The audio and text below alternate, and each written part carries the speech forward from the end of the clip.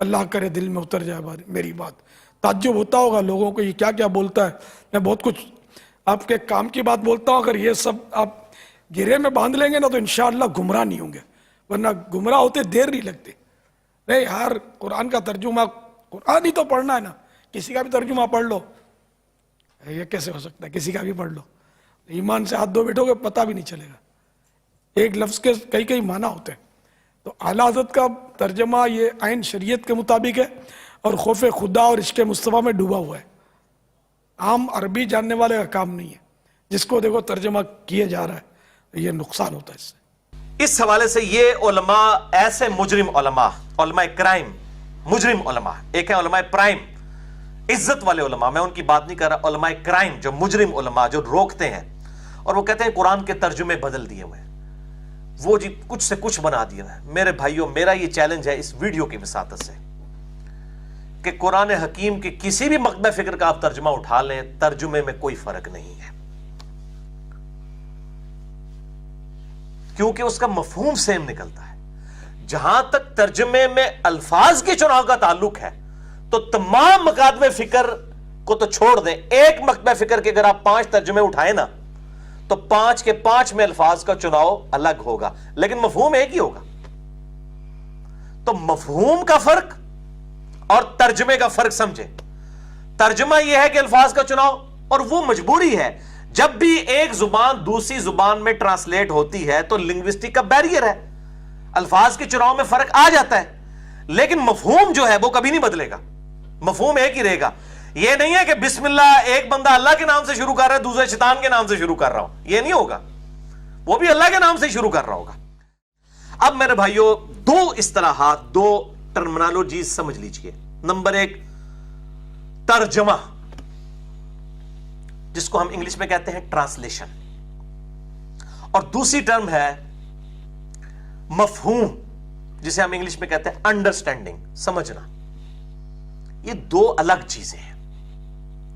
قرآن حکیم میں ترجمہ کرتے وقت ترجمے میں الفاظ کے چناؤ میں فرق آ سکتا ہے, پاسبل ہے, کیونکہ جب ایک زبان دوسری میں ٹرانسلیٹ ہوگی تو الفاظ کے چناؤ ہر بندے کا ڈیفرنٹ ہوگا, کیونکہ ایک ہی چیز کے لیے ایک زبان میں کئی الفاظ استعمال ہوتے ہیں, لیکن مفہوم وہ سیم ہوگا.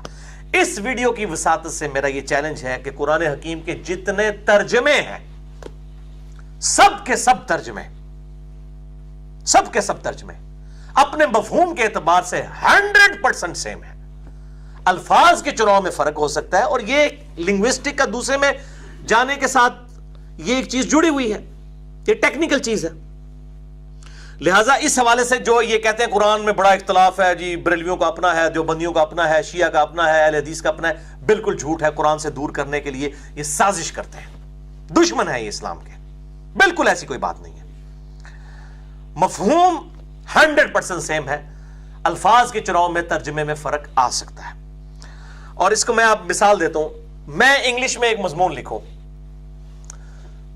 10 MA انگلش میں بٹھا لوں جو اردو بھی جانتے ہوں, اور میں 10 کے 10 کو ایک ہی پیج کی 10 فوٹو کاپیاں کروا کے دوں, اور میں ان سے کہوں کہ آپ ذرا اردو میں سے ٹرانسلیٹ کریں, کیا آپ یہ دعویٰ کر سکتے ہیں کہ سب کے الفاظ سیم ہوں گے؟ تو یہ جھگڑا کیوں مولویوں نے ڈالا ہوا ہے, علماء کرائم نے, مجرم علماء نے؟ علماء پرائم پڑھو, عزت والے علماء, اپنی عزت کراؤ. یہ مجھے کہتے ہیں علی علماء کی عزت نہیں کرتا, اپنی عزت کراؤ نا یار. نہ کر, نہ امت نو پاڑ, خدا دا واسطہ جے نہ کرو عزت. علماء پرائم بنے نا, علماء کرائم نہ بنے, مجرم علماء نہ بنے, عزت والے علماء بنے نا. مسئلہ نمبر 141 آپ دیکھ لیں میرا, علماء پرائم ورسز علماء کرائم. منحوس آدمی, میں نے بتایا کہ کون علماء پرائم ہے اور کون علماء کرائم ہے. منحوس آدمی.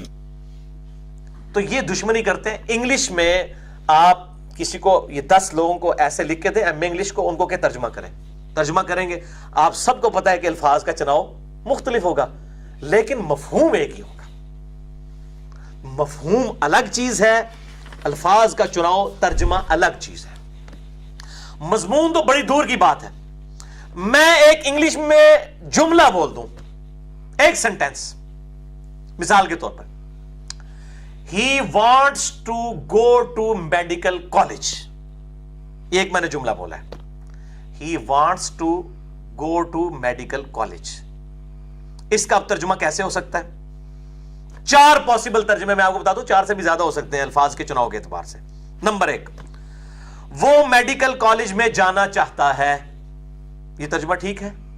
اچھا. دوسرا، وہ چاہتا ہے کہ میڈیکل کالج جائے. میڈیکل کالج جانے نہیں کہہ رہا، مندر جانے کا نہیں کہہ رہا، وہ چاہتا ہے کہ میڈیکل کالج جائے. انگلش تو وہی ہے، he wants to go to medical college.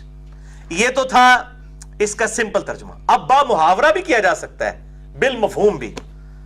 وہ میڈیکل کالج میں داخلہ لینا چاہتا ہے.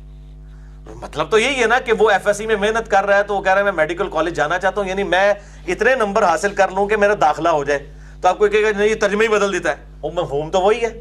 اسی طریقے سے چوتھا ترجمہ، وہ میڈیکل کالج میں داخلے کا خواہش مند ہے.